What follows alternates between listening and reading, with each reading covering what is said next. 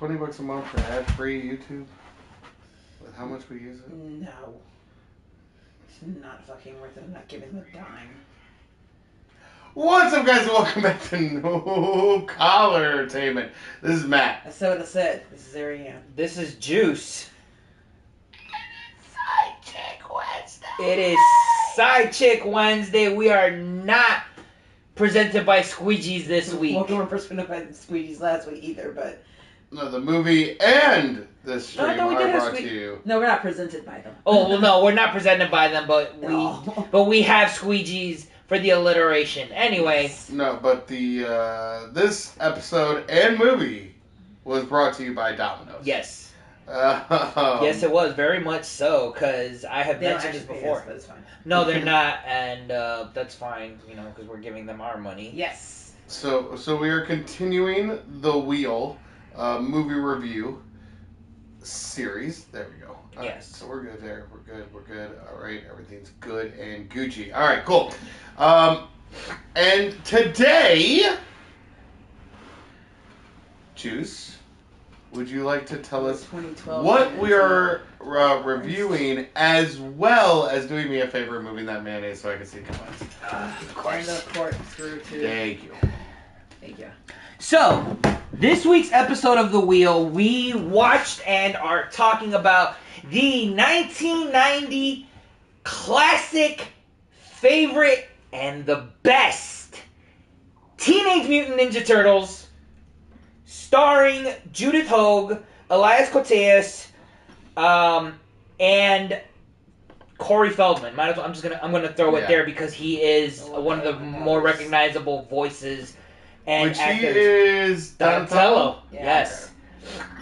So let me just. I have everything up. Hold on. I did have everything up. There we go. All right. So this movie came out in 1990. It was directed by Steve Barron. It was written by Bobby Herbeck and the actual writers of the original IDW comics, Kevin Eastman and Peter Laird. Like I said, stars Judith Hoag, Elias Koteas, Josh Pace, who was one of the suit actors and or voice actors. Corey Feldman, big in the 80s, of course. This movie is a 1991 Saturn Award nominee for Best Fantasy Film. Also a nominee for Best Costumes, again, Saturn Award. That's bullshit. It is a BMI Film Music Award winner in 1991. It is a 1991 Kids' Choice Awards winner for Favorite Animal Star. It is a... For who, though? For the Turtles themselves. Yeah. Oh, it was a group. Okay. Oh, yeah, it was a group.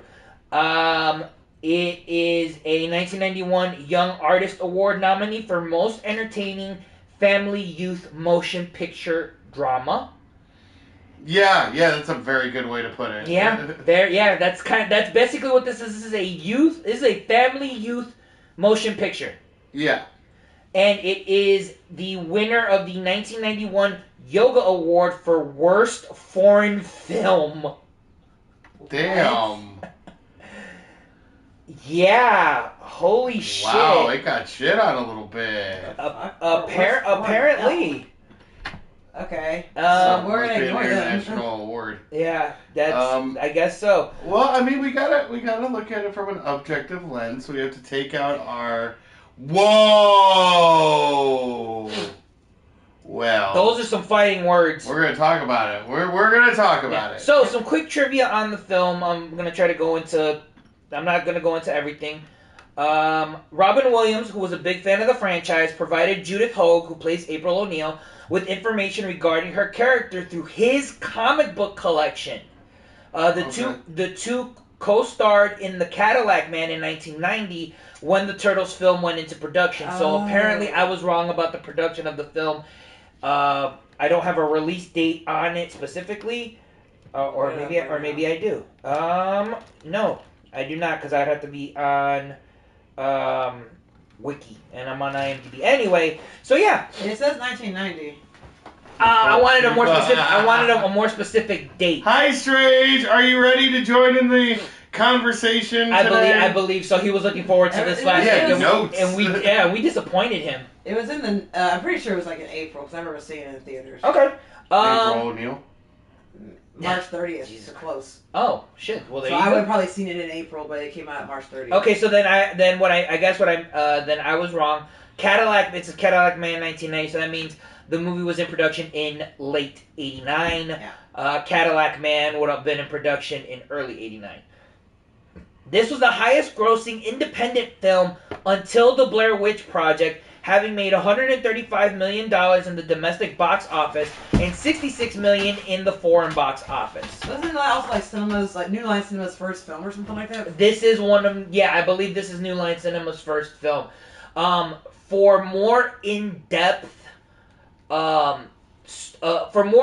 story on the film, specifically on the franchise of Teenage Mutant Ninja Turtles overall, I would highly recommend anybody watch the Netflix documentary series, The Toys That Made Us. It is fun. It is fantastic. It goes over the birth of the comics that would then become the 1980s television cartoon, which would then lead into the movies, and so on and so forth. I'm not telling. The actors who physically portrayed the Turtles also had cameos in this film for anybody who did not know. Yes. So, the actor that plays Raphael was the passenger in the back of the taxi cab. Oh, okay. Michelangelo's actor was the pizza delivery guy. Oh. The actor who played Donatello was the foot soldier that slaps April in the subway. Really? Okay. And Leonardo's suit actor was a gang member in the warehouse during Casey's fight with Tatsu. So what did Corey Feldman do? Corey Feldman was Donnie's voice. He's just the voice. He was just the voice, yes. So only 2 of the suit actors interacted with themselves. Not really. No, they never interacted with themselves, but no, cause they're characters. They never actually interacted with the suit. They were just but the pizza delivery guy had a conversation with Mikey. So one. Well, but the cab driver was commenting on Raph. Yes. Whereas the other 2 just weren't even near. No, they were not. One of the early ideas floated around that the film would follow a similar approach to Who Framed Roger Rabbit, in which the actors would be interacting with animated versions of the Turtles. However, this idea was quickly scrapped in favor of pursuing performances in turtle costumes from Jim Henson's Creature Shop. Luckily, Jim Henson and his team were up to the challenge, and thank God. Yeah, that sounds terrible. Because I love Who Framed Roger Rabbit. I think it's a fun film, but when you want to do what this movie does as far as the stunts and the choreography, you have to go live action. Yeah. You have to do dudes in suits. To help describe how cumbersome and slow the Turtles' costumes were, dialogue scenes were shot at 23 frames per second so that when they were played at the normal speed of 24, they appeared a bit sharper. For the same reason, fight scenes were shot at 22 or 23 frames per second. There's more trivia, but I'm going to leave it at that. Okay. I'm just going to add on to that real quick. I said New Line Cinema was his first film. It wasn't New Line Cinema's first film because they had been around for a while. Okay. But it was probably their first commercially successful film. Yes. They jumped them off. It would be their first big IP. And that allowed them to do other stuff afterwards. Yes. Because up at that point, they were more known for distributing low-budget B-movies in our house. That is correct. And again, I think that also, and I want to say that does come into play, or that is mentioned in the documentary that I talked about. Yeah. Also, Kevin Eastman, who was a writer and the creator of Ninja Turtles, one of the writers and one of the creators, makes a cameo as a citizen. Where doesn't say specifically. I wouldn't have recognized him anyway. So that is it for stats and trivia. With that being said, initial impressions. Well, I'll start because I really like this movie. trying to watch this movie as a critic is super hard for me because I love it so much. Yes. From a nostalgic standpoint, it was one of my favorite movies when I was a kid. So pulling myself away, I did get an ugly. I did get a couple of bads, but God, it's still pretty damn good. It still holds up very well. And I think it's the use of music, the use of camera angles. For some reason, I still remember to this day, like, this whole movie, I have, like, spots that I like. What always stuck out to me the most when I was a kid is the way they shot Chief Stearns calling Danny's dad. Okay, what about it? So they have this kind of like sky view camera in an office that kind of go around. And it's just the ASMR of punching in a number on an older phone and the creak of the chair and just all these really aesthetically pleasing sounds. Yeah. Yeah, like a noir film, maybe. Noir. Yeah. Yeah. That's what I said. You said noir. Noir. We don't have time for this. We don't have time for this. There's just something about that scene that's very pleasing to the eyes and ears. Okay. And it's such a throwaway scene. Like, you can cut off that scene and you'll be okay. You'll get the idea. Yeah. It really only answers why Danny is with his dad in the morning when he visits April. I disagree. Well, we'll get into that. Okay. But it's when you talk about a medium such as comic books or video games or any other medium crossing over into the movie world. We've been through countless adaptions that are hollow shells of the original, cash grabs. No thought of the source material at all. Comes to mind M. Night Shyamalan's Last Airbender, Aragorn, which I haven't even seen. I think it's but Aragon. It's Aragon. Yeah, but Aragorn Aragorn is Lord of the character Rings. from Lord of the Rings. Yes. Aragon. Every single person who has talked to me about Aragon says it's absolute trash and does not stay true to the source material. Twisters is for a more recent example. And that's part of the reason, like, we saw Twisters and we were initially at like a 6 or a 7 throughout, and then we started talking about it, and immediately, like, by the time me and Ari were done talking about it, it went down to a 5. I'm still holding at 7, but I'm being insanely generous. And the only reason I'm talking about it now is because watching this movie brought it down to a 4.5 for me. Because this movie is an adaptation done with love, done with heart, taken seriously, and done as a great movie. So that's my brief summary. So I'll let someone else go. Okay. I want to go ahead and jump in here real quick. Ow, kitty. No. Anyway. Just horror is fine. Yeah. I put this movie on the wheel for the nostalgia and to show, and because it still holds up even in 2024. There are moments where some things kind of come off not great, I guess is the best way to... There's some bad... I did find some bad myself. I also did have an ugly. But the practicality that was done to make this film, the attention to detail, taking the source material seriously, considering that the creators were heavily involved in the production of this movie. Their love for their work is translated so well into this particular movie that it ranks the highest. For me, it ranks the highest out of any other film in the franchise. it's beautifully shot. The use of shadows because this sticks true to that original run of the comics where it's grittier. It's very film noir in a way. There's the use of light when it's needed is important because it's only used in certain scenes where it needs to be brought up, or to showcase and highlight the humans, or specifically like the Shredder's outfit, with the shade of his helmet kind of covering his eyes, and to this day, that is the fucking Shredder.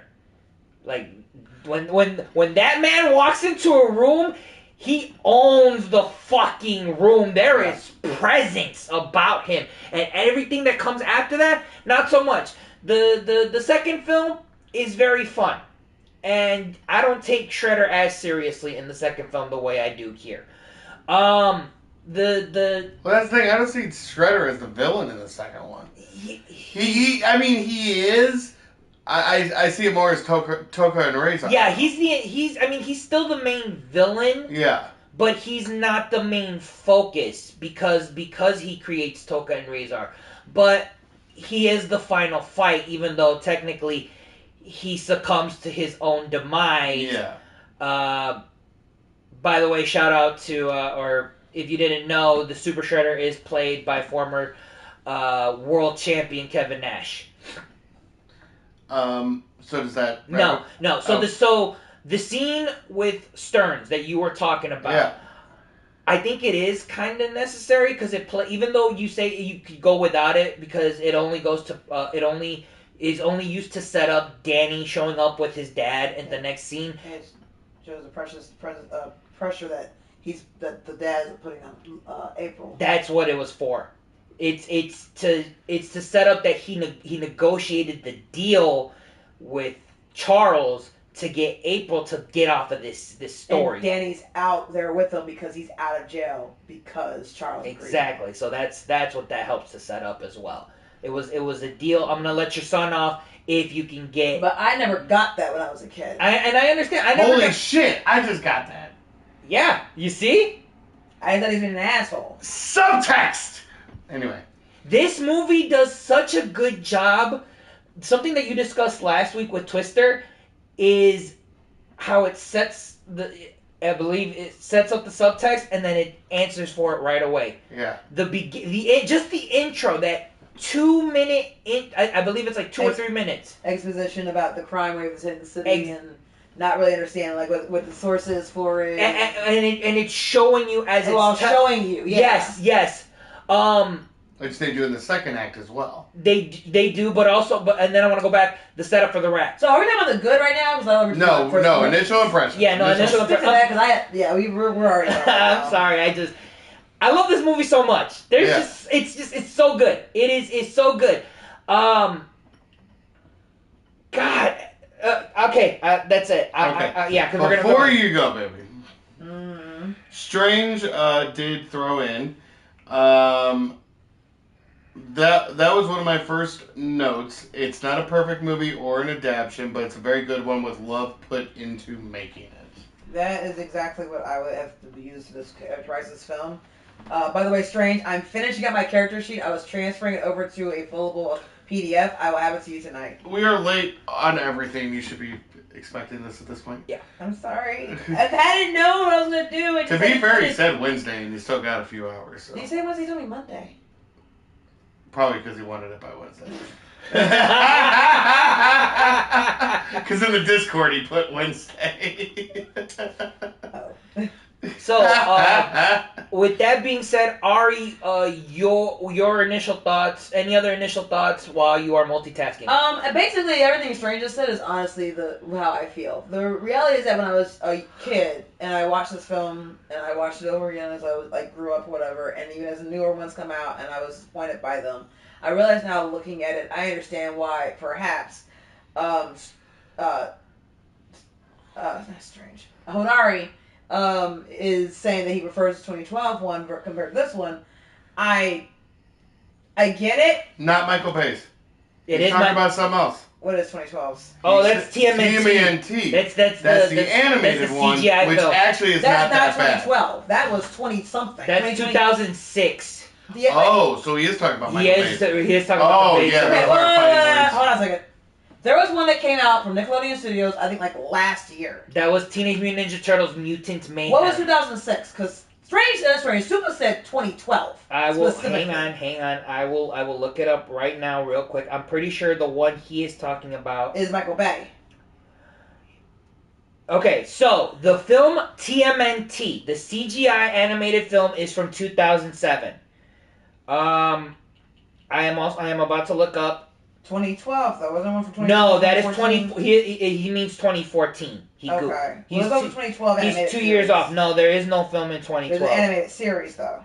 Yes, there's the 2014 one. I'm pretty sure that's the one from Michael That's Bay. the first Michael Bay film. Yeah. So the 2012 Turtles was a animated TV series on Nickelodeon that, in my opinion, is one of the best animated series of the Ninja Turtles in years. So, do me a favor, look at the cast real quick. Real quick, Supa, if you're still on here with us, clarify which one you're talking about. Yes, please. Yeah, because we're talking about the movie. Look up the cast for the 2012. Oh, I can already tell you. Who's Michelangelo? Greg Sipes. Really? Yes. Are you sure? He played Beast Boy in Teen Titans. You're 100% sure? Absolutely. Who would you think it was? Sam Riegel. No. He plays Michelangelo in a series around that time. It might be the 2000s. It might be a video game. Or no, it's the TV show. Look that up. Look that up while we're still talking. Go ahead. No, yeah. So the 2012 Turtle series, it's great. It's fantastic. It takes elements of the films and what came before it and puts it together very, very nicely. 2003. So Strange says, "Sorry about telling you Monday, Ari. Nut from knowing you for 5 years." Oh, but from knowing you for 5 years, sometimes you operate on CP time. I'm sorry. Okay. And it says he did Donatello in 2003. What's that? And it Sam was the from the 4Kids TV version. There you go. Alright, so he's also Ketch in Bad Batch, by the way. I'm gonna finish my first impressions. Okay. But it is watching these and realizing now, understanding why somebody else who is much younger would appreciate the newer versions more than ours, but more than the older ones. The same way that we may not necessarily appreciate the first version of a movie that came out like in the earlier 80s or whatever, or 70s, and then reboot it later on. Terminator is probably a good example of that, actually. Terminator, the first one, don't get me wrong, the first one is brilliant, but I know that for a long time, I still really appreciated Terminator 2 more than the first one, because the first one still had a bit of like, there wasn't as much. There was a certain amount of polish that was missing that you don't have to worry about in Terminator 2. And some of that is technology. That really, honestly, is. And it is as well the directorial vision. That doesn't mean it's still not fantastic, but by comparison, it's hard to make a good. It is hard to make a good comparison of the two without siding more towards the second one, because it kind of learned what not to do in the first one. Not to mention the long gap as well. That's not what I'm talking about. The long gap only affects you if you are not around to watch the first one, and then you're around to watch the second one. Fair. With the Turtle movies, obviously there's a longer gap, but we are still around to watch the first one and not the second one, and the second one is like way later on. For someone like Supa, who is significantly younger than us, probably maybe saw the first one or whatever, but especially watching that next to other sleeker films that are coming out into the 2000s, then it's like this one looks older. Yeah. So it's not as easy to really pay attention to some of the nuances in it. Whereas I'm used to seeing more of the CGI, so when something else comes out in CGI or whatever, it's going to make more sense to me, and I like that one better because it speaks to my generation. Yeah. And so I get that. That doesn't necessarily mean that the later ones are necessarily or inherently better. Terminator 2 is probably a really hard comparison to make.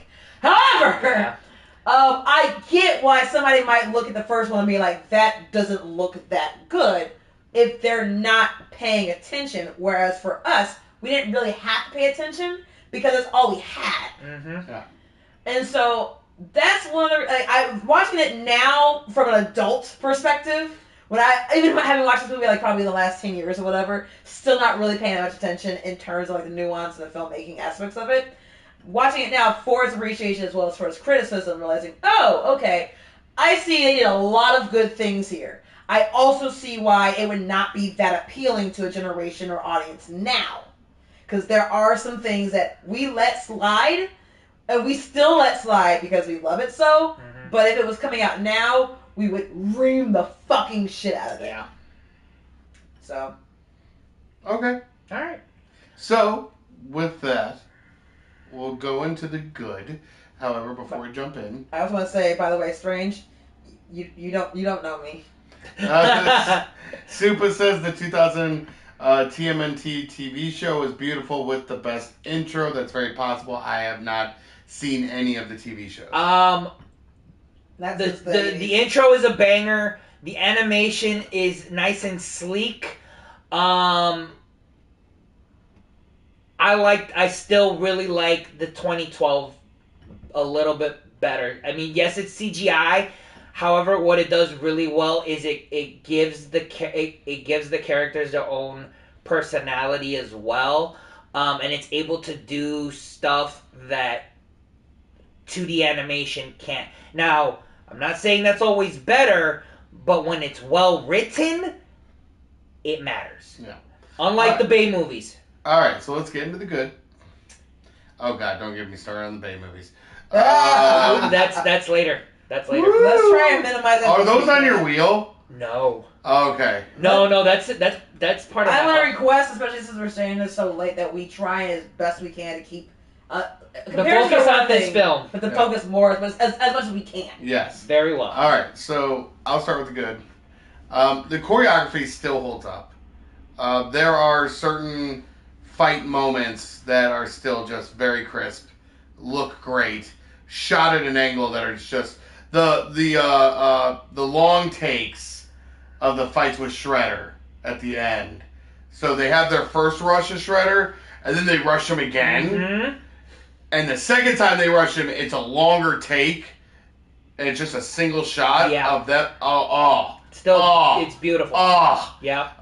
Raph, the rooftop fight and the subsequent antique shop fight, I could watch over and over and over. That might be my grade. It's funny to me watching it as a kid. I never realized how much he got his ass kicked. Oh yeah. Until you really see, because again, it's a dude in a suit, so it's kind of hard to really take it.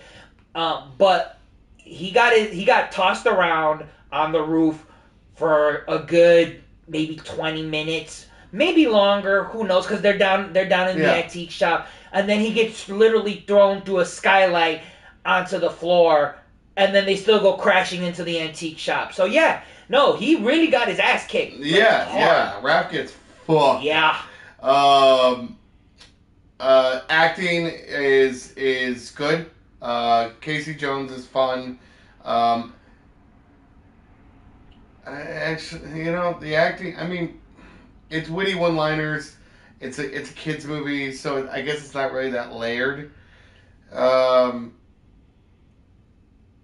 music is done very well, and chosen at the right spots. It doesn't overwhelm anything, and it's there. It hits the right beats that it needs to hit. Shredder is the pinnacle Shredder that you're going to get out of the entire franchise. Yeah. He's fantastic and does the part so well. I like the background they give him. I don't know if that carries over.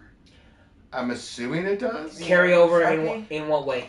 Because, I've watched every other Turtle movie at least. Okay.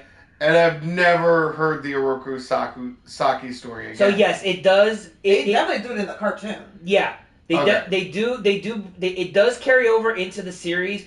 The only time it doesn't, and again, trying to minimize it, but is the Bay Turtles, because Now I don't know if he's a Rokusaki in the Bay Turtles, because when we meet Shredder, he's kind of a really messed up face Japanese old man. But then they introduce Eric Sachs, which is played by William Fichtner, I believe is his name. Yeah, Fichtner. Yeah, they introduced Eric Sachs, and I'm just like, and right away that tells me, okay, so we're not doing the Orokusaki thing. We're introducing this other character who a play on his name. Because Michael Bay must ruin everything. Of Got course. It. But no,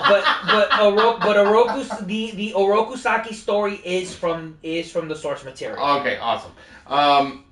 No, so and the exposition, the way they do their exposition, from the very beginning, with the news report about the robberies while you're watching the robberies take place, to the second act, which is all exposition, but it's done so beautifully.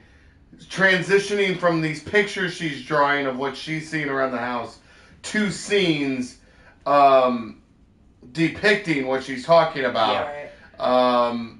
It's the exposition is done so well because about half of this movie is exposition. Yeah. And that is something that you could really tear apart a movie for if it's not done correctly. Oh, yeah. And this is done very well. I'm gonna stick there for my good. Okay. I'll go ahead and go next. I'll try to be quick about it, but I agree with everything that you said. Again, the use of lighting, because this is the first film, it really sticks to that original gritty style that was done in the comics. So shadows are a huge factor, especially because they're ninja. So those moments when they have to be in and out real quick, especially like in the beginning when the truck is getting robbed in the middle of the day, but it's still kind of like it's got a gritty, like almost like a gritty filter over it, like that. They move in shadow. The use of the shadow in the sewers, when that one foot soldier is following Raph after attacking April, that's important too. I've had the theme song to this movie stuck in my head since I saw it in maybe 1991, because I was 3 in 1990. But I've had the entire score I've had stuck in my head for years until they finally released it digitally, and I was able to download it to my phone, and then for whatever reason they got rid of it. But the score in this film, even the soundtrack, like you get Turtle Power by Partners in Crime. You get some other not really memorable songs, but there's some. But like when you hear them, you kind of like they're there and they're funny, and they're not funny. They're funky. They're fun. Like the music when we first go into the warehouse, like it's just some random track that nobody might know, but like it's still kind of fun, it's like it's cool. Like I like it. I still hear it sometimes. Yeah, the acting isn't phenomenal, but the chemistry, that's what it is. It's the chemistry. Yes, it's not the acting, it's chemistry. Elias Koteas and Judith Hogue have such good chemistry in this film, but then again, but so do the voice actors playing the turtles. Yes, they feel like brothers. Yeah. Brothers fight and they love, and it's just it's all there. And whilst like you get their personalities, and obviously in this film Donatello doesn't do machines. He's probably the least. Well, he's in the truck with Casey Jones. Yeah. I mean, so they do show his. I mean, he is in the back. He's in the back seat of the truck while Casey's fixing he's in the front seat. The idea. Well, he's in the seat. That's but that doesn't mean he wasn't working on it. Well, see, they're working on it together. My takeaway from that is what April says is that Donnie needed to find somebody to latch onto. Yeah. And so one of the ways he latched onto him was that they both had a mechanical mind. Fair enough. Yeah. Okay. That's how. Then I retract my prior statement. I think that's it. Again, this movie good. It's good. It's good. Ari, take it away. So the goods for this film for me, I mean, you guys already had some really good points. The one thing that I really appreciated from this film, probably more than anything, which will be part of my grade, but the one that I realized that I didn't notice was lacking until it was not there anymore, that I appreciate it more until it was there anymore, was the lighting. Whenever I avoid talking about too much about the other movies, I'm going to bring up Secret of the Ooze. Yes. Because I remember watching I think we watched something. I forget which documentary or whatever, or something like YouTube video about the Turtles movies. And one of the things they talked about was how when Turtles: Secret of the Ooze came out, they decided to greenlight that project. They're the first one was way too dark. We're gonna make this one a lot more lighter. Yeah. And so that one was lighter, but not just lighter in terms of content, but also lighter in terms of the use of coloring, the saturation, and the use of lighting.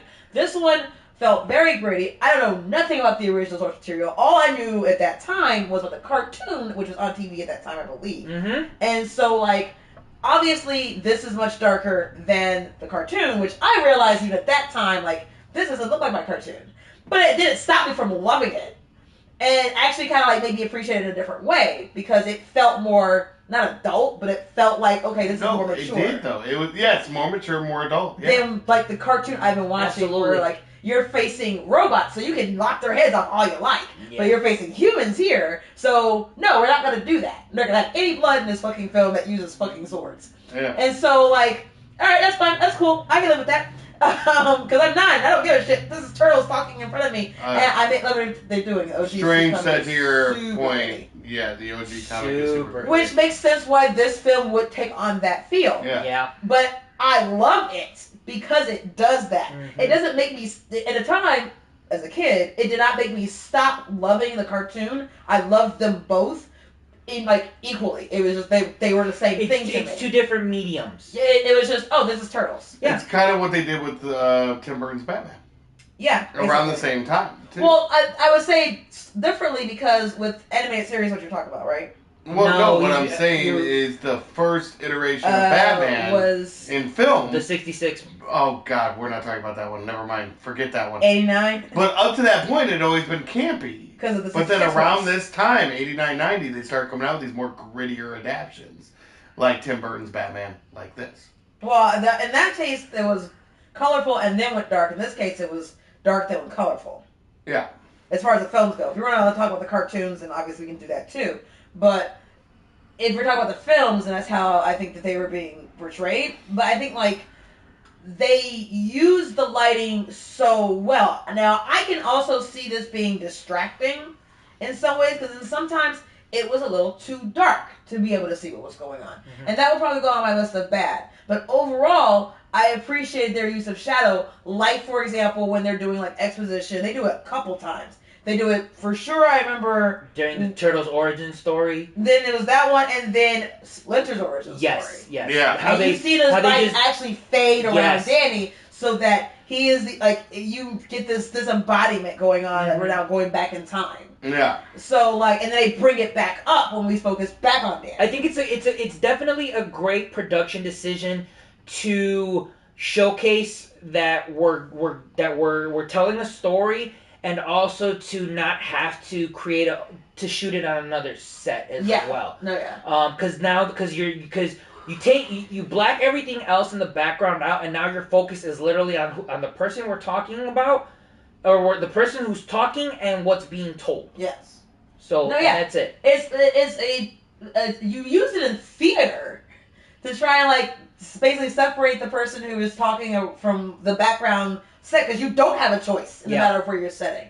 And so they just used that principle and applied it here, but it also has an artistic as well and thematic use to it as well. It's not just a practical one, we don't moving sets. It's to actually separate the audience or separate the person who's in front of us in time and space as well. Yeah. So the other thing I want to actually talk about, I want to make sure we're giving plenty of kudos to, is Jim Henson Studios. Oh, absolutely. Because I was trying to look around for information on it, and I understand because we were watching something about it. I forget what the video was. I think it's all the same video we're talking about the animatronic heads. Yeah. Right. I cannot, knowing what little I know about filmmaking now, and knowing I know so little by comparison to what's out there, and the fucking bullshit that you have the conceive of for a human actor in this giant, heavy-ass foam suit, jumping around, flipping around,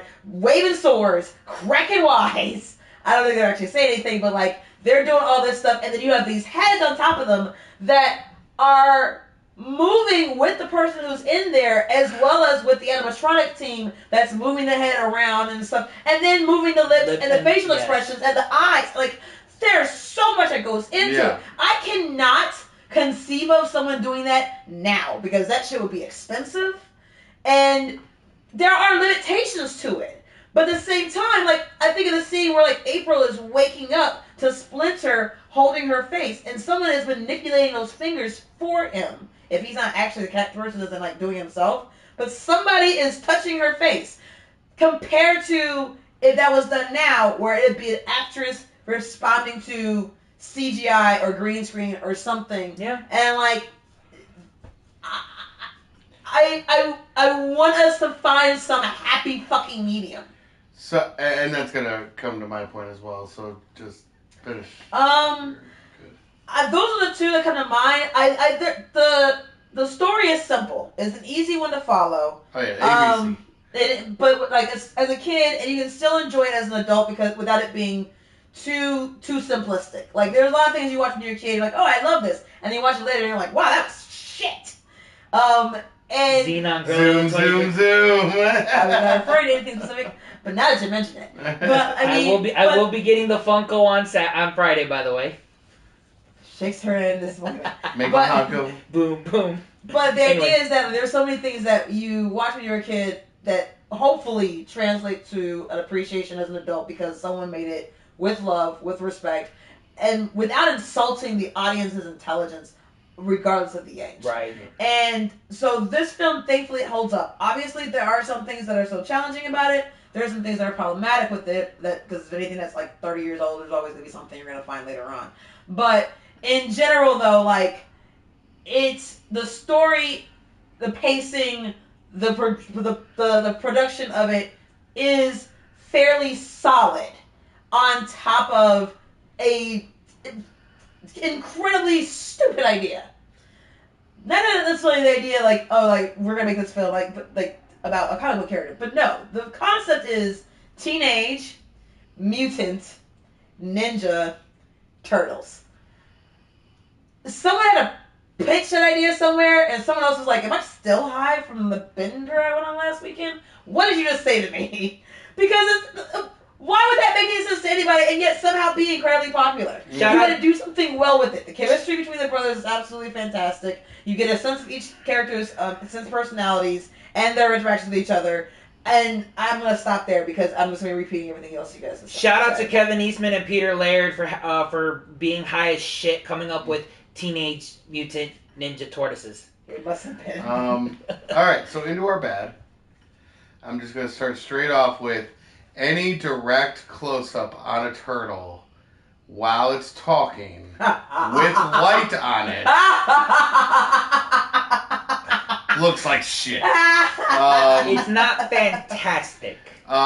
Specifically when Raph storms out on Leo. Okay. And they close in on Leo. Yeah. Fine. We don't need you. It just does not match at all. Yeah. It's really off. And Yeah. it's You mean the lip flapping? Yeah. Okay. I think also for me with that one is that the facial features are done very well, but they don't do enough in some cases. In that one, he did not communicate anger. It was entirely in his voice. And we actually, there's a tape for context at that point, but it wasn't being shown on his face. Yes. So there was a disconnect there. So that is where I am a true believer in today's world that you need a mix. You need your prosthetic, animatronic, physical creatures and effects mixed with CGI. Yeah. Yeah. Because that is a moment where you needed some CGI there. Yeah.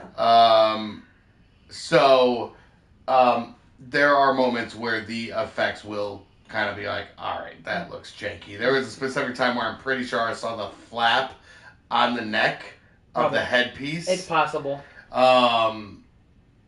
So it's definitely dated effects. other than that, God, I have a real hard time coming up with other bad for this movie. I have an ugly. Mm-hmm. Okay. But bad. Yeah, the dated effects are really the big one.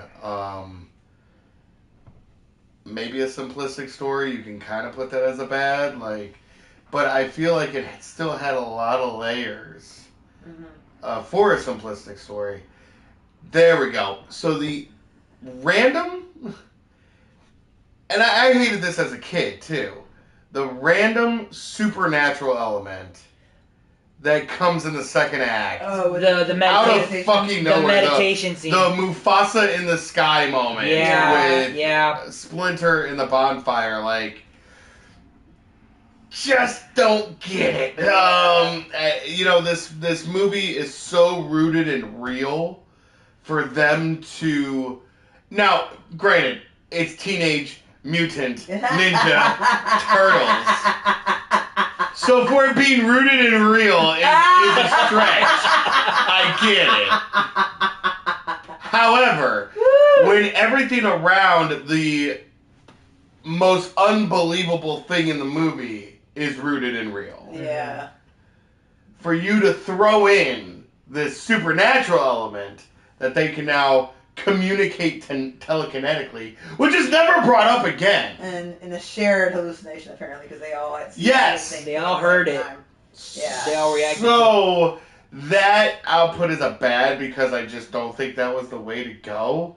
And granted, don't get me wrong, because right after he talks to them, you have an incredible moment where you see the surprise on Raph's face that it actually worked.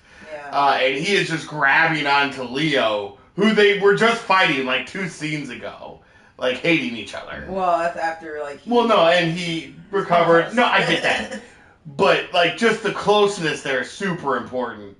Like, yeah, we'll fight to the bitter end, but when it comes to defending each other, we're immediately like this. Oh, well, and that's all brothers, sisters, family. Siblings, that's a sibling thing. That's definitely a sibling thing. And then you have this shot of Mikey with a single tear rolling down his face, and Donatello sitting there sobbing. Like, it's this really cool emotional moment with these animatronic puppets that don't look very good for the rest of the movie. But the mystic bullshit, yeah, I'm definitely, it's a bad. So I'm gonna throw it in my bad. Okay. That's where I'm at on my bad. Okay. And Stranger apparently agrees. Yeah. So he says that's his major bad. Yeah. Don't make me hate the movie, but I groaned at it. We're not gonna make you hate the movie. It's one element of the movie. It's definitely the one element where you're like, wait, what the fuck? But it doesn't take away from the rest of the movie. Now, the thing with that scene, that is also one of my bads, because, like, I understand what it's trying to do. It's a scene where their growth, where they finally grow as a whole, and it teaches Splinter's final lesson, where he said you finally learned the most and ultimate lesson, that the mastery of the mind over the body. That's fine. However, then it gets into there was a line in there where he talked about you have a force within you. When the fuck did this become Star Wars? Yeah. So that's where it gets. It takes you out a little bit, but essentially the theme of the scene is you guys have come together and you have finally done the one thing I asked you to do, which is master your mind. Now, mind you, later on they kind of throw that away, but it for this movie, it's fine. Let me see. Supa said, no, I'm saying it didn't make me hate the movie, just set me seeing the mystic stuff, and I agree with you. Definitely one of the worst parts of the movie. No, definitely one of the worst parts. Another bad, I agree with you as far as the being able to see some of the scenes. I know there was a shot, I think the shot where Raph wakes up and April and Donnie are at the door. I am sure that at one point when Donnie's laughing because the mouth opens so wide, you can see the suit actor. Yes, that is a thing. And Yes. like it's a split second, but I know I saw teeth within teeth. Yeah, and while that's a split second, they still. I think the reason no one noticed it is because it's such a good scene. It's delivered so well. Yeah. That when he's laughing, you're kind of laughing with him because you're happy and No, laughs okay. and I'm not saying that's that. No, I get what you're saying. But again, the definitely being able to see some of the scenes. I mean, come on, they're rubber suits. It's like in Godzilla. Yeah. It's like in Tokusatsu. Yeah. You see the zipper. Yeah. You see the zipper. There was a line that Raph said when they got back to the sewer, when they from the farmhouse, getting out of the truck, he says, now I know what it's like to travel without a green card. Oh, I missed that line. Yep. I know I had heard it in the past because I remember the way he says it without a green card. And now that I'm watching it, and I'm watching this with, even though I'm watching this with the nostalgia, I love this movie. Now I'm able to watch it because I've seen it so many times. I'm watching it with a critical eye, and I'm waiting to see and hear certain moments. So I caught that. I was like, ooh, That's an ugly for me. That's So that is my ugly. That is a bad for me. Okay. There were times where I was questioning Danny, but because he feels like a plot device. He is. Yeah. He's totally a MacGuffin. Yeah. Yes. Yeah. He's there in order to propel the story forward because they have no other way in order to connect. Yeah, because him and Charles are original. Well, maybe not Charles. I don't remember on other characters from the animated series. They were never part of it. Then because I know there's a Vern. But yeah, no. So Charles, Danny, they're original characters to help move the story along. I will say I'm not sure like what her boss's name was. I really don't remember someone watching. I don't either, but I'm pretty sure Danny was just made up. No, Danny's an original character, and so I guess they use him to move the story along.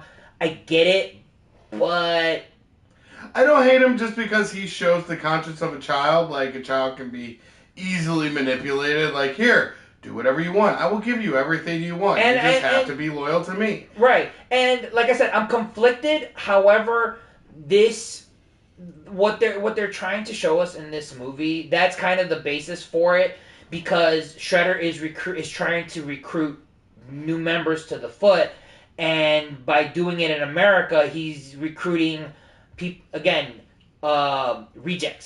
Yeah. People that have kids that have been forgotten, that nobody cares about, that nobody's gonna miss. He can give them what they want and give them an environment they want, as long as they pledge loyalty to him. Have you guys ever seen Pinocchio, like the Disney version? The original movie? Yes, I've seen it. Have you seen it, babe? The cartoon? Yeah. Yeah. Okay. That whole warehouse always reminded me of the Pleasure Island. Oh yeah. Yeah. Oh yeah. Yeah, that's exactly what Same it is. thing. Yeah. Yeah, so eventually, instead of them turning into jackasses, they become ninjas. Yeah. Which I feel like would be a step up from jackasses. It definitely is. It is a step up from jackasses. But then foot ninjas, not just ninjas. Yeah. So now you're a glorified putty. But you're still a ninja, though. Yeah, You're still a a putty. ninja. Putties were made of clay. No, but you're still a ninja, though. Like. Yeah. Foot ninjas are putties. No, I get it. I understand. They are to be thrown at the main characters to make the main characters look badass. But you're still a ninja, though. That's it. You died a ninja. You have been created to die. You're still a puppet. But hey, I'm a cool puppet. That's right. I will say that. Ninja, So yeah, so that's, I think that's all of my bad. Okay. Before Strange had another bad. It's not a bad for me, but this movie feels like a 90s movie, and I know that can turn some people off. Yeah, that's fair. The music, I think, is a big hallmark of that, honestly. Yeah. The score. The score, and honestly, like the music in general. Okay. Like, and that was what they say a bad thing, but like there is a sound that you recognize, like certain decades and eras or whatever. That's fair. And the way with the progression or like the trends in music in that time, that I can see where that, if someone turned that on and didn't know what other time it came from, if they didn't know anything else, be like, was this, from like the 90s or something? Like, they would not think it'd be anything younger than 1998, maybe 2001. Right. So. It's fair. Alright, so my bad also includes domestic moment. I will couch it by saying, I don't know what for it. Caution. Like, yeah, it says that, I took notes, feels like they needed to show that last step of whatever lesson that Shredder needed to learn. That they need, but why do they need to go that way with it? Like, it's basically more kind of exposition without really showing anything. It feels like they're written into a corner. Yeah, basically. Now, I'm not going to take too much away from it because of the Turtles' reactions. Yeah. And I thought it was interesting. I don't know if I can apply it to all of them universally, but for example, Mikey, who is the least serious one of the group, everyone knows it. He's constantly cracking wise and thinking he's the serious. party dude. He's crying. He's the only one who you actually see crying. Donatello isn't crying, he's consoling. Oh. And everyone else might be kind of crying, but you don't see they don't focus on anyone's tears except for Mikey. Leo is probably kind of the most calmest because he's done it. He already did it, and he's like, oh shit. And he's just like, you guys finally get it. He's come to acceptance because one of the things that I never really paid attention to before that I noticed was that Splinter said, my final words to you. Yeah. He knows he's going to die, and now they know it.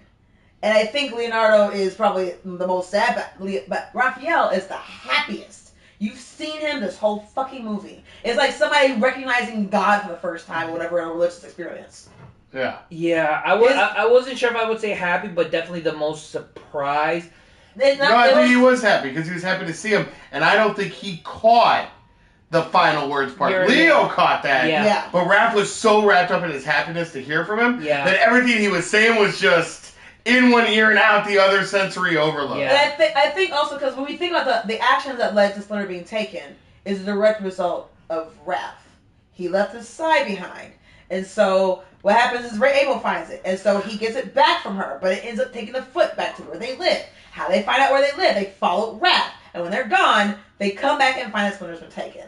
Now, whether we know that, I don't know if Raph really knows that, but he probably suspects that he had a hand in it. He brought an outsider into the house, and now Splinter's gone. He's felt guilt on top of whatever anger he was already feeling in the first place. And so when he has that whole blowout with Leo, it has as much to do with his own guilt and the desire to get the Splinter back as it is his own guilt for him being taken in the first place. And so, now he's injured and he wakes up and, Splinter's so gone. Huh? This is your bad? I know. And so Splinter's gone and we come back and, he's felt this whole guilt this whole time and physical pain from everything that happened. And now they finally have confirmation that Splinter's alive. Yeah. And he loves them. And everything's going to be okay. He doesn't hear the final words part. But he's just happy to hear from Splinter again, especially if everything that's gone on. Now, that might be reading too much into this fucking movie. I don't think so. But I think it isn't. But so, that's one of the reasons why it's not a real bad for me. It is still a bad, but it's not like a horrible bad. Because it still has a point. Bad. They wanted that scene, but they didn't know how else to create it. Yeah. Minor bad. And so, that said, we are talking about the mystic fire that happens with them, but we don't talk about the meditation scene that creates it in the first place. Yeah. Where Leo is out there meditating, doing his thing, and he has a force moment with Splinter senses it. Yeah. And he calls out to him, and that leads to this. We accept that because that might make sense. Mm-hmm. That still might make sense outside of a Teenage Ninja Turtles movie. And you see that everywhere, and you actually hear accounts of that. Yeah. You have a sense of someone's presence. Yeah, something's wrong. Yeah. Or how many times have you heard a mother talking about, I just felt something was wrong with my kid, so I called and they were in a car. And Splinter talks all the time about how much he loves his sons. Yeah. And so this is him finally reaching, not finally reaching, but this is them bridging that gap. Yeah. Of that lesson of it's not just about what you can do. It's the double down that makes it a bad. So then the only other thing, so now that we're talking about this and I'm seeing it from a different perspective, then the one thing I could think of is that was meant for us as the audience as a physical representation to see Splinter actually talking to him. Yeah. Yes. That's the only thing I could think of it. It's not that they summon. It's not that they, they summoned the change in the fire. That was more so for us to see Splinter talking to them. Yes. But So, they had no other way of doing it that didn't make made sense. So they created this like, oh, it was like ninjutsu, ooh, boogie boogie boogie, Right, well, mystic Japanese bullshit. They did not throw the cracker sand into the fire and said I present this to the Midnight Society. Yeah. So my other one, Danny's whole story, like it just felt forced and like. He is the plot. Yeah. So, April's focus is the journalism and the competitiveness of the police chief feels somewhat manufactured. And I understand, like, she's like, oh, she's pushing and, like, that sort of thing. This might be a little bit of an ugly, but I'm going to go with just sticking with it as a bad. It just felt like it was unnecessary in the way in which she did it. I think it's because you don't really get the police chief's motivations. We don't. If we got a little more from him, like, why, like, because there's a couple ways you could go about it. Is he working with the Foot? Yes. Is he just a misogynistic pig who doesn't like to be questioned by women? And he's not doing his job. Or is he lazy? Yeah. Like, which one is it? We don't get that answer. The closest we get is that he's not working with the Foot because at the end he's like, I'm asking for some answers, and they have to come out the warehouse, and we assume he doesn't know about it. Yeah, so he's just incompetent. Yeah. Basically. And I understand why he would be, resistant to someone asking him to do his fucking job if he's incompetent and he doesn't feel like doing it. I think the manner in which they do it feels manufactured. Yeah. And it's, rather than actually show the conflict, like, come about naturally or at least give some subtext as to how that has come about. Because they do try, like, time me. I'm going in here to talk to them. I'm out of there in minute 7. That's like, a record. Is it the shortest she's been in there? Is it the longest she's been in there? Not quite sure. I'm going to go with the shortest. Well, my thing is, so you take that scene as, how long will you be able to keep me in there? Well, like, no, I'm going to get out of here by a minute. I think there's a subtext, as in, she's been in this situation with him before. That they're familiar with the fact that she'll be in there and he's going to scream at her and she's going to be out as soon as she can or as long as she can stay in there or whatever when she's asking the timer. This has happened before. Well, no, it's definitely happened before. That's a new record. Yeah. I get that. My thing is, so instead of timing, I'm going to get out of there as soon as I can, because I don't think that's what she's doing. I think she relishes the fact that she's in there and she can push again and push harder and keep pushing until she gets her answers. That's fine too. So it's more of, how long do you think it is until he throws me out? But so the point is, though, and I'm not still, they don't really elaborate on which one it is. Yeah, but that's that's the closest they have for subtext to that relationship, and it's not really well done. No, yeah. Because we don't even know why he's typing. Yeah. So. And so, on top of the fact that, like, I guess I find it weird that she's being called into his office like she's his fucking employee for him to ream her for something she did wrong. Like, no, you're the chief police. I don't work for you. My job is to ask you fucking questions. If you don't like them, just don't fucking answer them. Yeah. All right. I have a couple more real quick. I'll be quick, brief. Okay, no, that's actually most of it. The last one was really kind of a question, and maybe they kind of answer it, but I don't feel like it's clear enough. How Danny is not there when they go to find Splinter, right? In the sewer? Yes. No. So how the fuck did he know where they were staying, and why does he choose to stay there? So, of all places in all of fucking New York City for you to hide out, why are you gonna go to the Turtles' lair when they're kind of your enemies? And they could be back any day. And where do you find the Turtles' lair? Like, how did he know where to go? Like, did the Split tell him? It doesn't seem like they really talk like that. So Danny is the plot. So Danny snitches and he tells the Foot that he saw them at April's. Yes. They go and attack April's. Yes. And then they leave. And then they leave. So what I have to assume in this regard is that when they dipped, the Foot, they already trashed the lair. But Danny doesn't go with them when he goes to April's. No, but he feels bad that they burned down April's apartment and her dad's shop. That does not answer how he knows about the lair. So my answer to that and it's not necessarily a definitive answer. Okay, go ahead, man. I'm sorry. But a thought. Uh-huh. Because maybe he was in the background of the April's apartment attack. Because it would make sense that if you're going to say that they're there, to bring him along to make sure he's telling the truth. That's a very villain thing to do, and a lot of villains have done that. Let me finish, let me get to my point. So after they escape through a underground hatch, where is the first place you would check? To the basement? It's not underground hatch, it's to the basement. Right, but if they escaped and if they're not in the basement... If they escaped and they're not in the basement, your and next you have to step go is find the them... sewer. Exactly. So if they went to check the sewer to see if they went back there... Danny would have followed Danny along. would have been with them.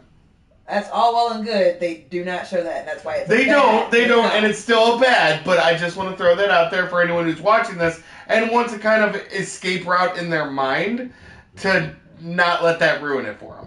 Mm-hmm. Just a thought. No, it's a bad because if it's as far as filmmaking goes, there is a plot hole that they don't bother. Oh, it's definitely a plot hole. Oh no, yes. and that's it. And oh no, and what I'm saying is this is more of a explanation, as in when you watch the Star Wars prequels, watch them as Palpatine's story, not Anakin's, and it makes them infinitely better. I believe that. You're wrong. But anyway, watch the prequels and skip over the love scenes. That makes it infinitely better. Yeah. All right, but Juice, you had. I would say no. Just watch episode 1 and then maybe bits of episode 3. You could probably skip Attack of the Clones in that regard. No, I was kind of leading to that same point that you were, that if the turtles escape, the first place they would check is the lair. If they're not in the lair, all right, they disappeared. Fine, fuck it. Maybe Danny talked to somebody. Like, so what happened? They weren't. Yeah. Where's the lair? You know, again, all good and whatnot. But it, and I agree, it is a bad. But that's me headcanoning it. Yeah. No, you can headcanon all you like. The reason why it's bad is because they don't bother to show. We agree. We agree. Explanation for it. We agree. All right. So anything else on your bad? Okay, so that's it for your bad. Yeah. So we're gonna go to ugly, and I want to start with ugly because I noticed that I was kind of. Strange says the prequels are R2's story, and I agree. That's even better. Yes. All right, so my ugly, I only have one, and apparently they are very close together. All of a sudden, the movie makes two very inappropriate, unnecessary jokes that don't need to be in there. The racist one racist one with the green card, and then you're a claustrophobic. I've never even looked at another man. Yeah. Like, ooh, homophobic joke just out of nowhere. No reason for it whatsoever. Like, You've gone an hour and 15 minutes at this point in an hour and a half movie without one problematic joke. Why two now? I understand that Casey Jones is basically your kind of prototypical, in a lot of ways, toxic male stereotype in some way. They embody some of those stereotypes. Maybe not entirely, but definitely some of them. But that said, is not an excuse for why the film decides to include it. Well, no, I don't accept that because Casey Jones is not making a homophobic joke. The writers are. That's what I mean. That's what I'm saying. Casey Jones is literally just misunderstanding a word. And he's also an idiot now. Yeah, so they've also dumbed down his intelligence. Yeah. On top of the green card joke. Yeah. Which makes no sense. To be fair, in Casey's defense, again, it isn't ugly, but in Casey's, I mean, he doesn't have he's like in his maybe mid to late 20s, and he doesn't have a job, and he's vigilanting out with a hockey mask, and the only thing we've seen him do is be a mechanic. So are we defending him from his that he may be intelligence dumb. Or the homophobic remark? The intelligence. Okay. Yeah. The homophobic remark is all in the screenwriters to me because it's not the character making a homophobic joke. It is a homophobic joke written into the script. Yes. Yeah.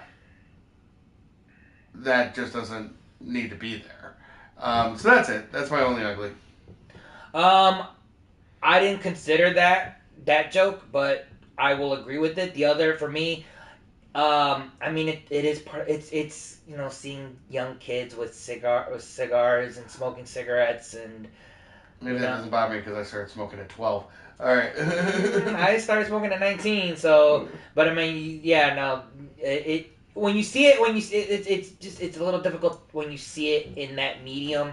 I mean, yeah, these are probably some of them are older and they could be fake cigarettes, but they are definitely fake fake cigarettes. But seeing it that's an ugly for me. But I think that for me, they included it for the same reason why that whole scene feels like Pleasure Island. These are kids who are participating in all of the worst vices, and not so bad vices, but just vice. No, I agree. There's video games, there's drinking, there's pool, there's no sex, gambling, there's no drugs, but there's gambling, there's all these bad things that kids really want to do that adults do or won't let them do or whatever. Yeah. And so, like, that's what it's supposed to embody. Yeah. And it also communicates to the audience, especially the kids at home who are watching it, these are bad kids. Because you should not be smoking cigarettes. You wouldn't, like, at least that's the way I was interpreting it. No, they're obviously the bad guys, and they're kids who are smoking cigarettes. Now, you can also interpret it as their errant ways, obviously, because they come around or whatever at the end and, like, disapparate or whatever.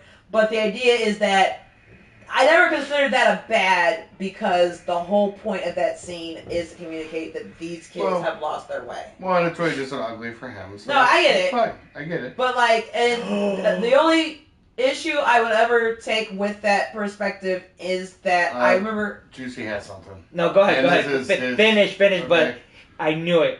Okay. I knew it. Is that, there's a book recently that was, like, banned from someplace or whatever. It's called Ban This Book, and it's basically about a girl who liked a book that got banned in her school, and so she started a banned book club, and then the book that is about that, basically, got banned because the idea is that it encourages kids to flout book bannings. And so the idea of this, and I saw this when I thought of it, and it's like, someone could dislike this movie or ban this movie or whatever because somehow it encourages kids to go rob stores or smoke cigarettes. When it's obviously the opposite. Yeah. And so that would be the only cautionary aspect I would put with looking at it from that perspective. But I get the idea also of, like, if you're with small kids, will they interpret it in the same way that you need them to? No, and I get that. You know, it's all a matter of perspective, and, you know, you obviously want them to know, like, hey, what a lot of what they're doing is not good. Don't do it. That's it. But, you know, again, just visually seeing it, it can be a little rough, you know, especially if you're an unsupervised kid. Because I mean, this movie is I think this movie's PG. Yeah. You know, so you have to have a parent with you. Yeah. So the moment is a recognizable face. And I wasn't sure. Did anybody recognize the head thug kid from the warehouse? He looked familiar. That is a very young Sam Rockwell. Oh yeah, it is. Oh, okay. I looked and I'm like, the regular menthol guy. Yeah. I looked. I'm like, is it him? He had those lines to anybody there besides Danny. Yeah, he did. And I'm looking and I see it and I wasn't sure, so I had to check the credits. Yes, it is Sam Rockwell. I have done it again. Nice. Very good job. Your ugly babe. So my ugly is probably very similar to your ugly babe, and that is the green card joke, the claustrophobic joke, the Sony joke, which didn't seem to be necessary in there. Like, it seemed like it was... Oh yeah, why? Why Sony? Because something to do with Japan. I didn't take it that way. I did, and other people did too. I looked it up. So Sony is Jap. Very much. Okay, fair. And this guy obviously has an Asian Japanese He's a ninja. He's a ninja, so you assume he's Japanese. Yeah, and so that didn't seem like it's obviously her trying to make light of the situation, but it seemed appropriate. So those types of jokes were one ugly. I kind of put them all together. The second one is the best way I can put it is the objectification that they do of April. They don't do a lot, and I understand that she's the only female in the entire fucking film, and so there's the concept, oh, who's the babe? Like, immediately, like, which is weird, because she's, of all this group of men who are obviously hostile and presenting a danger, your first thought is, "Woo, boobs!" Even though, which is weird because she's also not wearing anything super revealing in most of the movie. Yeah. But which doesn't say you should be looking up to her if she was being something revealing. But it's just you're doing it because she is the only female in the whole goddamn film, so to draw attention to her as a sexual object the whole time. And also, more specifically, her relationship with Casey Jones at the farmhouse, which I know is supposed to show them like that will he, won't she, like that sort of thing, like their sexual tension and so that's what it is. He's obviously a misogynistic prick. She's obviously a feministic broad. Like that's kind of like their setup in terms of dynamic, and they're obviously gonna be getting together at some point because that's how movies do that sort of thing, which never really made sense to me and still doesn't. It makes less sense to me now. And specifically the scene where like he goes to give her a back massage. It's obvious that she's having issues, whatever she's had the crick in her neck or whatever, and he goes to touch her without saying a goddamn word, and she flinches because someone randomly touched her without saying anything, and she kind of waves him off, and then he grabs her and forcibly sits her down. Yeah. And it's okay because it feels good. But like, you didn't say shit to her or ask beforehand. No, I do get that. Yeah. Strange says my ugly is Casey spent money on a Jose Canseco bat. 2 of them. Spent money on 2 for 1. He bought 2 of them. But yeah, no, I get it. So yeah, those are my uglies. That's what I got. All right. So you're great. I'm going with the rooftop and antique store fight. Yeah. I can watch it over and over. I agree with. I'm gonna agree with you on that. That is the best use of staging with all those bodies. All the ninja, all the foot ninjas. Excuse me, they're not foot soldiers. Foot soldiers are from the show, and they're robots. With the foot ninjas, and then you got the 4 turtles. You got 3 of the 4 turtles in a suit, with one of them just laying there. Yeah, and the tug of war is done so well. The foot arrives, Raph beats the hell out of the first wave, and then literally says, "How do you expect to beat me?" And then they answer with like double the men. More men. So then they beat the hell out of Raph. Mm-hmm. Raph gets thrown through the skylight. The remaining 3 turtles start beating the hell out of that wave of foot soldiers to where they have to bring axes in, but the axes don't work. No. So then they fall through the floor, and then there's even more foot soldiers. More start coming in, and that's what causes the floor to break. Yes. Because even Donnie says, guys, excuse me, I don't know if this is structurally sound, but I like the hand. He did the because he even does the little head rub. But so then the last wave comes in and they start taking over on the turtles in an even smaller space, mind you, because and you're getting more claustrophobic as you go. Yeah. Well, it's interesting because they actually start from like in different levels. And then Casey shows up to even the playing field, but they're still obviously not going to win. It's a battle of attrition at this point. And then fire. So it's this beautiful building of a fight. Actually, it's a reverse building. Yeah, it's like you start at the roof and then you go down. They still build. You know what I mean? Reverse building. But no, that whole scene is perfection. I love it. Strange says his great is Casey spent money on a Jose Canseco bat and the roof fight. No, my great is the apartment fight. I wanted to add on the I was gonna add on the roof fight with the roof fight with Shredder. Yeah, no, that's super good too. The thing with that fight is it's very simplistic, and they're not doing a lot. It's not over exaggerated, and that could be for various reasons. They don't need to go into it too much. I mean, Shredder's a fucking ninja master, and the turtles are young and inexperienced, so they go in kind of headstrong. But the little bit that they do, it's enough, and you don't need to overdo it the way the future movies will. Yeah.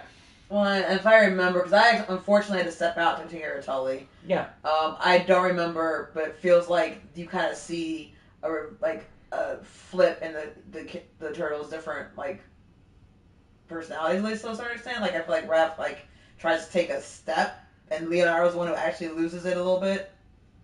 Am I remembering? They're in a fight with Shredder. Who's the one who goes crazy when they tell him that Splinter's dead?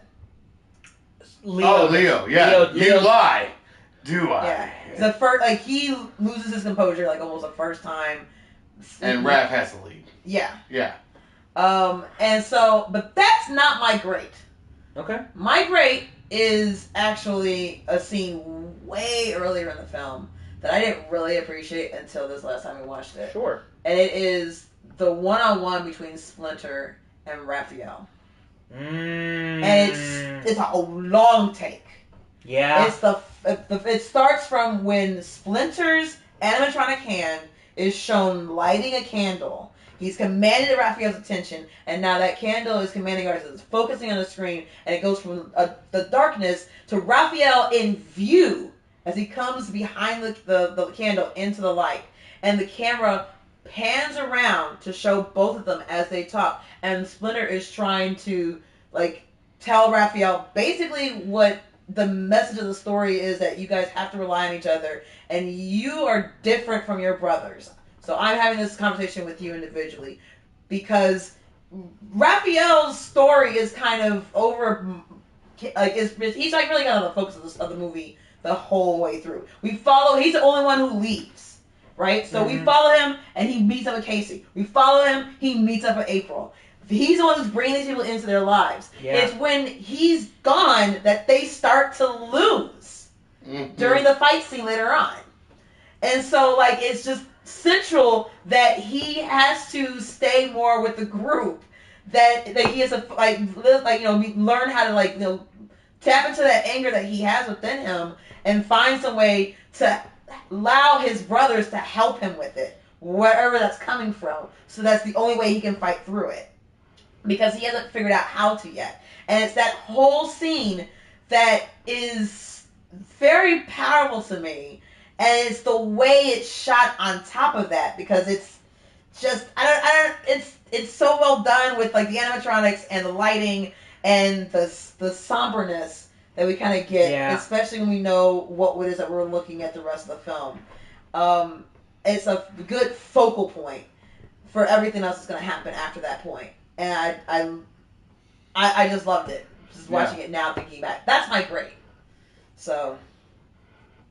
All right, I believe that's everybody's. That's everything. So now begs the question: own it, stream it, rent it, own it. Own it. Own it. Own it. It's a classic. Own it. If you're gonna own it, I would say get the trilogy. At least get the trilogy. Well, I say that because it's difficult to get the first movie by itself nowadays, especially like if you want to get it on Blu-ray. Your best bet is to get the collection. And look, if you should have the first 3 movies. 2 is fun. It's a different tone because I still very much love 2. I like 2. I don't love it as much as this one. 2 suffers from the parents groups. Well, because this movie was too violent for parents. I see your point there. However, we're gonna put it on the wheel. I'm gonna put it on the wheel. That's because fine. I truly believe it is just as good as the first one. Okay. In its own way. Sure. Now, we're going to go ahead and go over that later, but we're all on it. So, out of 10. I'm going to give it an 8.5. Okay. I'm going to go with 7.5. Okay. And I am going to go solidly because I was sitting here and I was thinking I gave Twister an 8 last week. Which movie would I rather watch? Because they're both very similar. Mm-hmm. They're both on the same level of quality.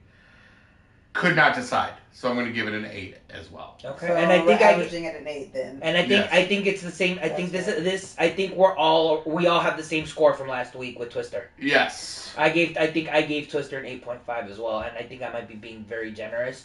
I gave it an 8 I think I got an 8 or 8.5. I think you might have given it an 8.5. No, so I'm wrong. I think I was somewhere between 8 and 8.5. Yeah, I we're gave it an definitely- 8 And then with a that was heart like- emoji. Yeah. Yeah. Because Yeah, I want to give you a 10 because I love you so much. Yeah, something like that. I I have could- to give you an 8 as a critic. I could rewatch, honestly, because I've seen Twister, because I just barely seen Twister the first time. And it's funny enough, we watched it the next day, or Yogi had it on the next day at the shop, so I was like able to watch it again. Oh, okay. But I think I would still rather watch this movie over Twister, Okay. personally. Yeah. And that's probably the nostalgia. And that's my bias because my top two genres is creature features and disaster films. Okay. So if it's a good disaster film or a good creature feature, it's gonna outweigh most. My favorite genres are superhero comic book movies. Yeah. So that's why. yeah. I don't know what my favorite genre is, honestly, but I would still rather watch Twister than this film, but just barely. Knowing you, your favorite genre is good. So Strange says. So Strange says own it. That's true. Strange says own it and 8, but nostalgia boosts it to a 10 for me. I agree, but critically 8.5. I could watch Teenage Mutant Ninja Turtles all day. Yes. Yeah, I get that. I give it 7.5 simply because I know that there's the cringiness. I'm not even bothered that much about the effects. I didn't even use it as a bad or an ugly. That it seems dated. But like I'm just saying, because I gave it the lowest score. Nostalgia aside, it's a good, solid film that does what it's supposed to, and it does a lot of things right. But there are some things that, as a film, I found either problematic or just in general a bad idea, and I can't forgive it just because it's a kid's film. That's fair. Well, and I guess in that regard, then I guess I'll change my score to an 8 just because, again, and a lot of it does come from nostalgia. Some of it does come from nostalgia. So I agree. Overall, definitely worth a watch. Yes.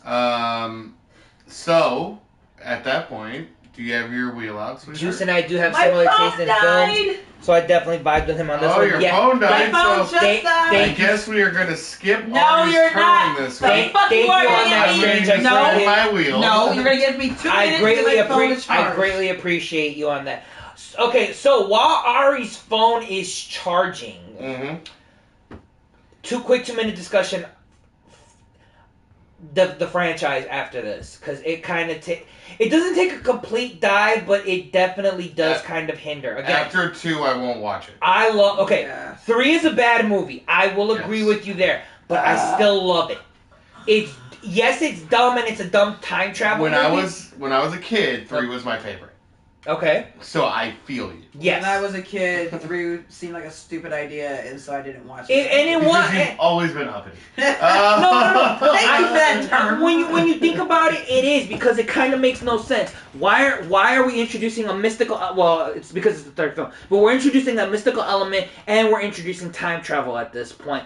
What are we doing? Well, we already did the Shredder.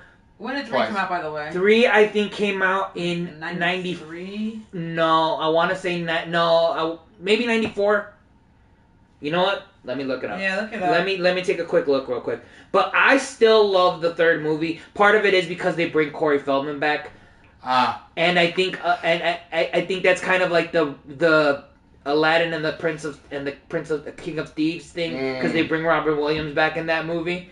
3 is fast food to me. I know it's bad. Yes! 3 came out in 1993. Oh, okay, so your phone is back. And So so they had I 3 was movies in 3 12 years. years old, which means I was just about right in that age range that I should still qualify as part of their demographic. Yeah. And I Not thought 3. it looked... 3, as the movies go on, I feel like the demographic goes backwards. And that's the problem. It does. Yeah. It does, because they... Which is why at 12, I'm like, this sounds like bullshit. They focus more. They start focusing on the younger age group, and you can see it in the quality, especially in the suits, because the suits, they look bad. But one thing I actually love about the suits, more so the heads, is that they are more animated.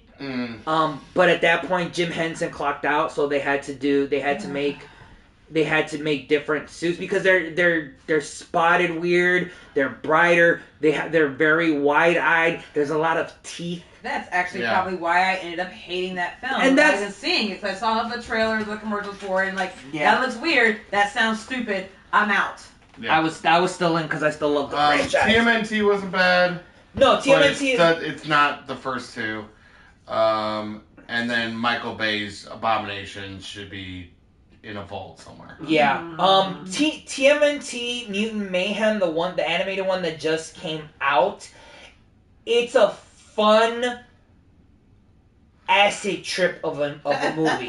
And I say acid trip because of the animation style, because it's very acid trippy. If you haven't seen it, give it a watch. I'm not putting it on the wheel. I might, because it's free on Prime. Yeah. So I might give it a watch, but the animation style is very different. It's a lot of lucid colors, and it's kind of like the title card is very slimy looking, but it's better than the Bay films. I will say that. Okay. I think it's better than the Bay films. Okay. Michael Bay. Shireen says Michael Bay should be locked in a vault. He should. Honestly. Yep. After Armageddon, the man was useless. Yep. Kind of like Schumacher after Batman Forever. No. Kangaroo Jack. Oh, I was gonna say, wait. What did he do in the 80s? There was a movie he did in the 80s. Oh, Lost Boys. That, yeah. But Batman Forever happened. We know. Until we see the Schumacher cut, no. Hashtag release the Schumacher cut. So, it sounded like your wheel was up. It is up. Are you ready to go? I am ready Let's to spin go. the wheel. So, with that being said, Wheel of Morality, turn. Tell us the lesson that we should learn.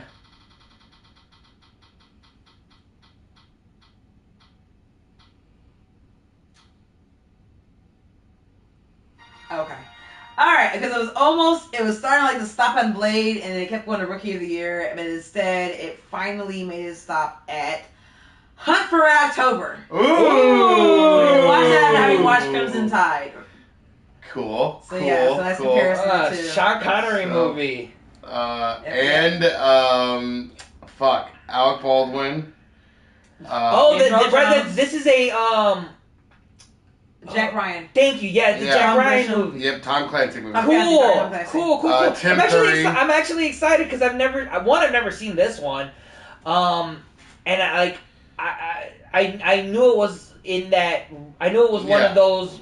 So this is going to be interesting. Yeah. Yeah, and I know you have a Tom Clancy movie on your list as well. I think Sum of All Fears. Yes. Yes, I have the Sum of All Fears. Yeah. And then we have the 3 Harrison Ford movies: Patriot Games, Clear and Present Danger, and the other one. What's the other one? I don't know. I don't remember. Oh, okay. Was there a Clear and Present Danger 2 or something? Or? No. Oh. Tom Clancy doesn't do sequels. 2s.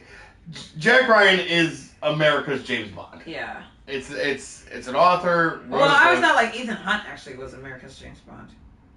In film form, because Jack Ryan's technically a book character. That's why he's closer to Bond. Okay. Bond was a book character first. Okay. I don't know if Mission Impossible was enough. I know the TV show at least, so yeah, we'll go with that. Yeah, it's TV show adaptation. But anyway. Yes. So, next week we'll be watching Hunt for Red October, starring Sam Neill, Tim Curry, Alec Baldwin, and Sean Connery. It's interesting that you and there's more than that. Huh? It's interesting you start with those names. Well, I love Sam Neill more than life itself. Tim Curry is Tim Curry. Yeah.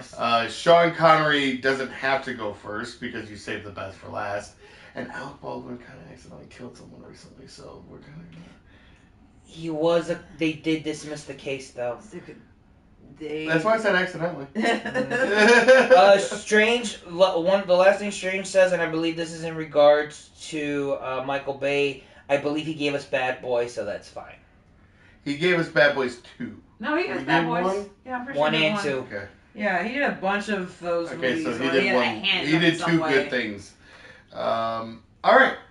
He has a bunch of the 90s bullshit action films I can still watch, like Candy, later on, as long as I don't think about any of it too much. Yeah. So... Alright, so we're going to call it there for tonight. Yep. We will see Hunt for October next Wednesday, and we will be going back to Grand Theft Auto, not this Friday, because we have Strange's Oh. bachelor party. Which I'm still finishing my Stranger Things. Gonna be done tonight. Strange also says, so Tim Curry should have been introduced last if you saved the best for last. That's also very fair. Well, Tim Curry and Sean Connery are on the same level of great. Anyway, so for No Color Entertainment, this is Matt. There I am. This is Juice. We are out. Bye. Peace. Cowabunga!